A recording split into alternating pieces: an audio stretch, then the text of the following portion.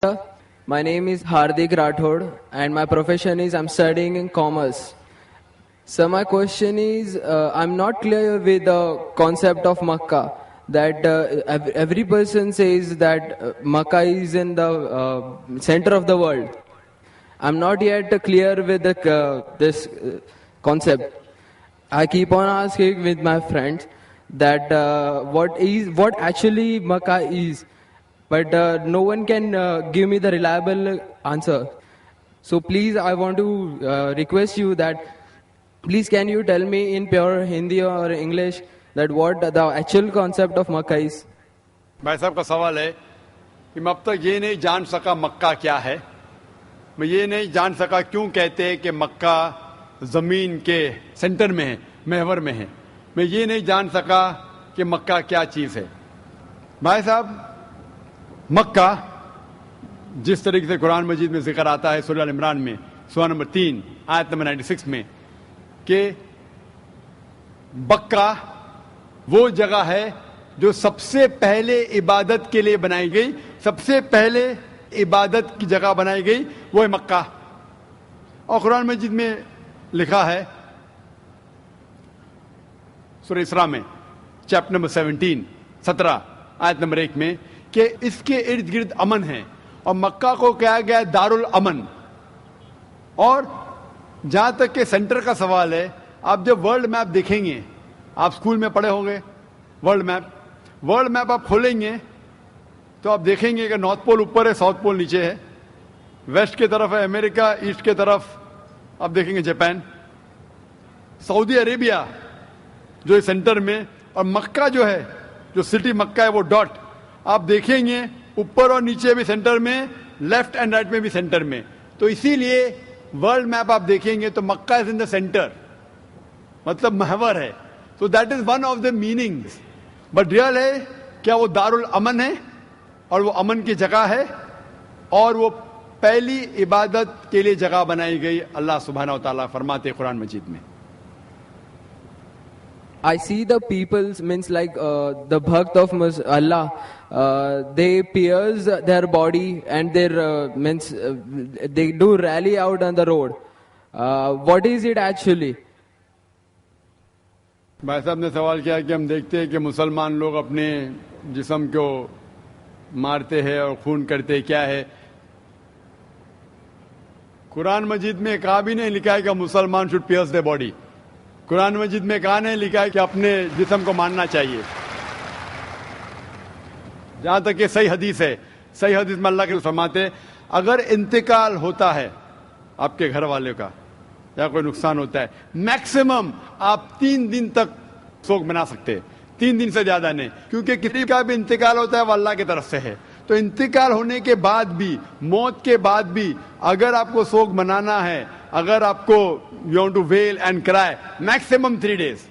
तो ये कुरान और हदीस के मुताबिक नहीं है और कोई भी करता है तो कुरान के खिलाफ करता है. Hope the answer the question. Mic number 1 से सवाल भाई. My name is Abhinav Kumar and I am a marketing manager. I want to ask you a question that why God has created this universe, us, and if God is one, then why He started with so many religions and coming to point and contradicting itself in past, now saying that all these things which are in past, like you have said Bhagavad Gita, Ved or Bible or anything, they are not for this time. If I am seeing the scenario in the present scenario, I am thinking that any religion needs to grow up. Anyone, either it is Hinduism, either it is Christianity, either it is Muslim, any religion, Islam. And why God is contradicting itself by saying those things or saying those things in those scriptures? भाई साहब का पहला सवाल कि खुदा ने, ईश्वर ने हमें क्यों बनाया. दूसरा सवाल कि खुदा ने इतने मुख्तलिफ मज़ाहिब क्यों बनाए, वाई सो मेनी रिलीजन्स. और तीसरा सवाल, खुदा कॉन्ट्रडिक्ट क्यों करता है, खुदा इख्तिलाफ क्यों करता है, पहले ये पहले वो, भगवद गीता में फिर कुरान में, क्यों ऐसा कॉन्ट्रडिक्शन है. 3 سوال برابر. پہلا سوال کہ خدا نے ہمیں کیوں بنایا ہے, اس کے پوری تقریر کیا ہوں میں. Purpose of creation, purpose of creation پوری تقریر ہے میری 1.5-2 گھنٹے کی. سوال جواب کے ساتھ 3-3.5 گھنٹے کی, وقت نہیں ہے, لیکن مین پوائنٹ کہوں گا. اللہ تعالیٰ فرماتے ہیں سورہ ملک میں, سورہ نمبر 67 ورس نمبر 2 میں, الذی خلق الموت والحیات, کہ اللہ سبحانہ و تعالیٰ نے موت اور زندگی بنائی تاکہ وہ یہ جان سکے آپ لوگ میں سے کون اچھا ہے. تو test which of you is good in deeds. اللہ سبحانہ و تعالیٰ کے کئی مخلوقات ہے, سب سے بہترین مخلوق ہے انسان. باقی جتنے مخلوقات ہیں وہ مسلم ہیں, وہ آلریڈی اللہ سبحانہ و تعالیٰ کا کہنا مانتے ہیں.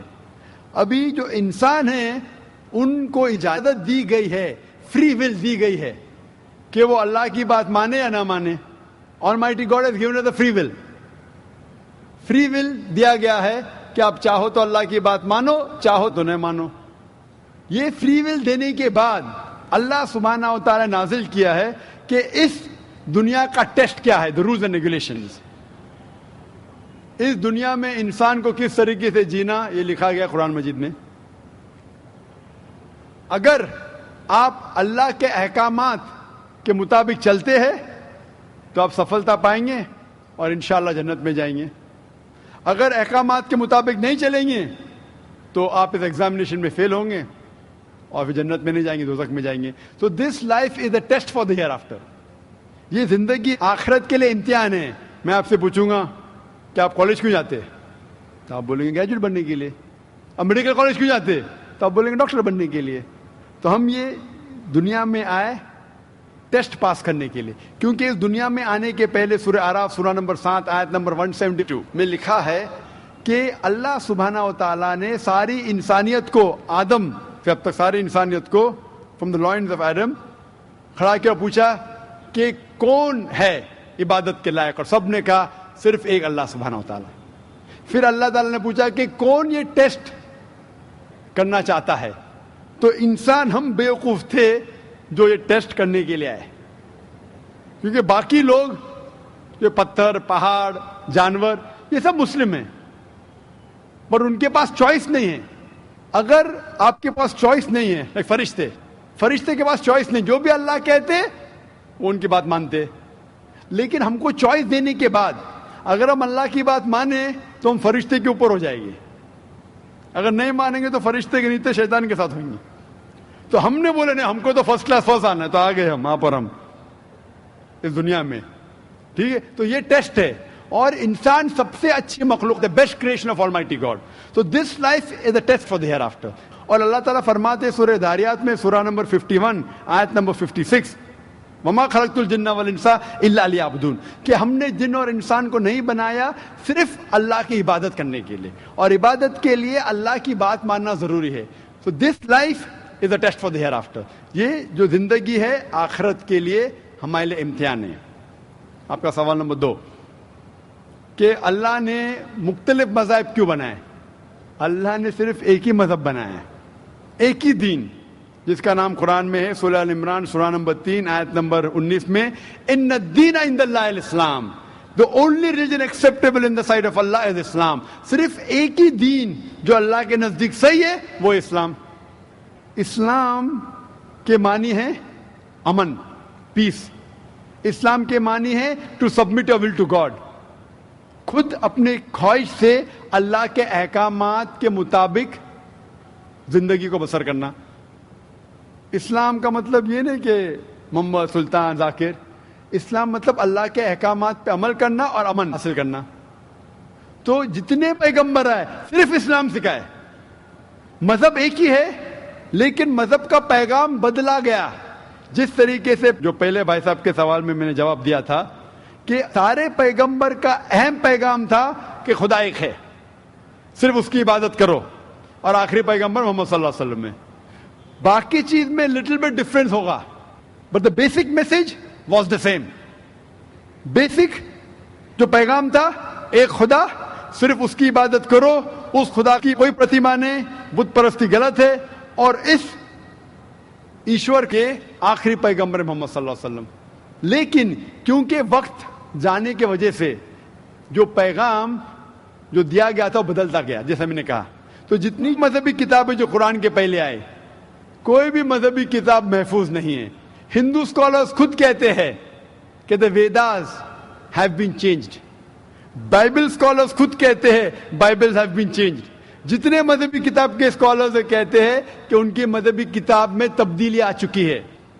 لیکن قرآن میں الحمدللہ, اور جو دشمن اسلام ہے اکارڈنگ ٹو ولیم مور, جو ایک اسلام کا بہت گریٹ کرٹک ہے, اسلام کے خلاف بات کرتا ہے, وہ پھر بھی کہتا ہے 200 سال پہلے کہا کہ ایک واحد مذہبی کتاب جو 1200 سال تک کے محفوظ ہے وہ ہے قرآن.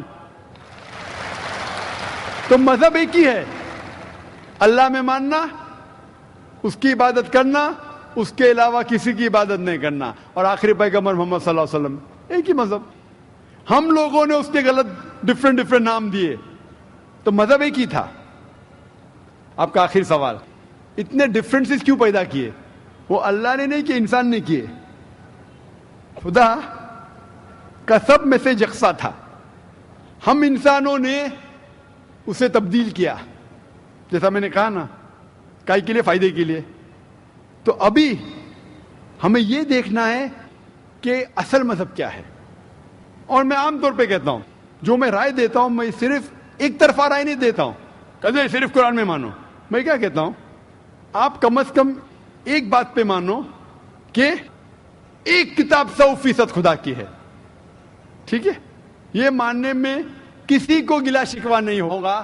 ہندو کہیں گا وید خدا کی کتاب ہے, عیسائی کہیں گا بائبل خدا کی کتاب ہے, مسلمان کہیں گے قرآن خدا کی کتاب ہے. پھر میں یہ کہتا ہوں کہ جو ساری مذہبی کتابوں میں یکسانیت ہے, ہم کم از کم اس کے اوپر عمل کریں. جو اختلاف ہے اسے کل ڈسکس کریں گے. صحیح بات, جو یکسانیت ہے, پھر آپ کہہ سکتے یہ تو وید اور قرآن میں ہے, کرسچن کہیں گا یہ بائبل اور قرآن میں, مسلم کہیں گا قرآن اور بائبل میں, قرآن اور وید میں. تو یہ بات تو 100% خدا کی ہے. آپ اس بات کو تسلیم کرتے کیا نہیں؟ جو چیز کامن ہے بائبل, وید, قرآن میں, وہ 100% اللہ کا کلام ہونا چاہیے.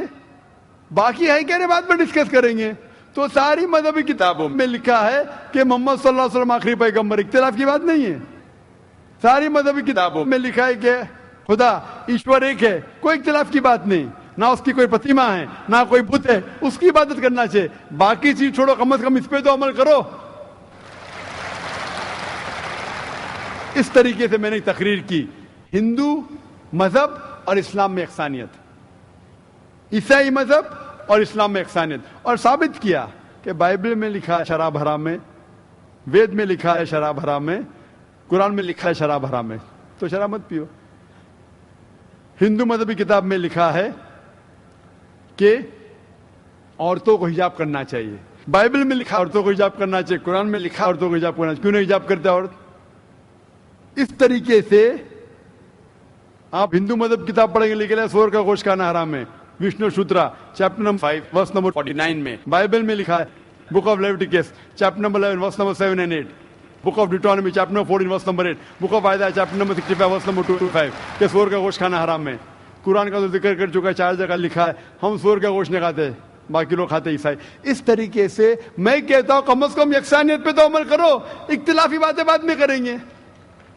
اختلاف انسان نے پیدا کیا, اختلاف پیدا کرنے کے باوجود پھر بھی الحمدللہ جتنی بھی مذہبی کتابیں بدلی گئی ہے, اس کے باوجود جو اہم احکامات اب بھی موجود ہے. اسی لیے میں آپ سے کہتا ہوں کہ ایک خدا میں مانو, نہ اس کی کوئی پرتیما ہے اور نہ اس کے علاوہ کسی کی عبادت کرو, اور آخری پیغمبر محمد صلی اللہ علیہ وسلم میں مانو. Hope that answers the question. Thank you.